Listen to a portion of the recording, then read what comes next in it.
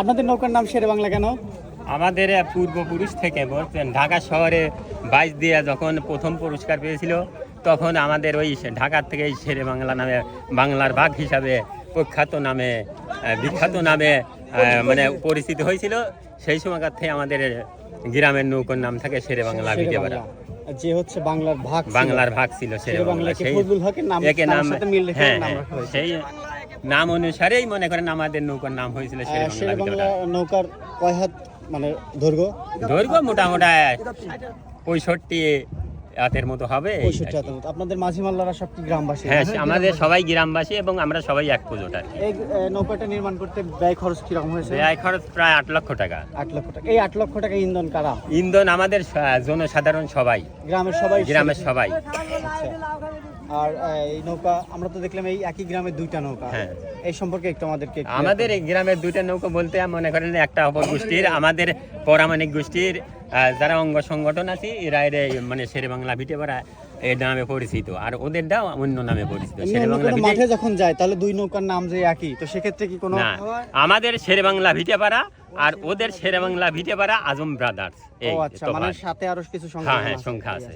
এটা হলো শেরে বাংলা ভিটেপাড়া। শেরে বাংলা ভিটেপাড়া। এই যাবত কালে কোথায় সেরা হয়ে পুরস্কার আনছে বিগত বছরগুলোতে? বিগত বছরে আমাদের যত জায়গায় বাজ দিছি আমরা আল্লাহ বারাত হইতে সব জায়গা থেকে প্রথম পুরস্কার এনেছি।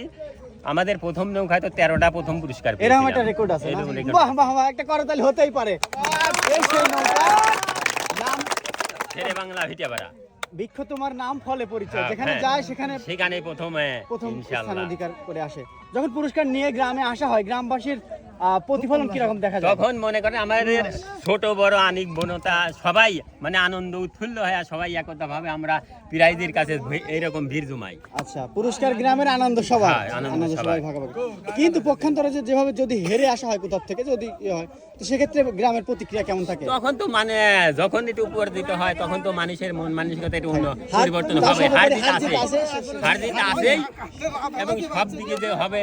তো এবছরের নবনির্মিত শেরে বাংলার ভিটাপাড়ার কনফিডেন্স কেমন আছে? ইনশাআল্লাহ আশা করা যায় যে আমরা এবারও পূর্বের মতোই আর কি বাগের মতোই করতে পারবো। ধন্যবাদ আপনাদের অভিমত জানানোর জন্য। গ্রামবাসী সব এই গ্রামের একতা দেখে আসলে খুব ভালো লাগলো। সবাই একত্রিত হয়ে এই নৌকাটি নির্মাণ করছে। এটা তো অনেক ব্যয়বহুল একটি ব্যাপার, তারপরেও মূলত শৌখিনতার বশতই এই কাজটি।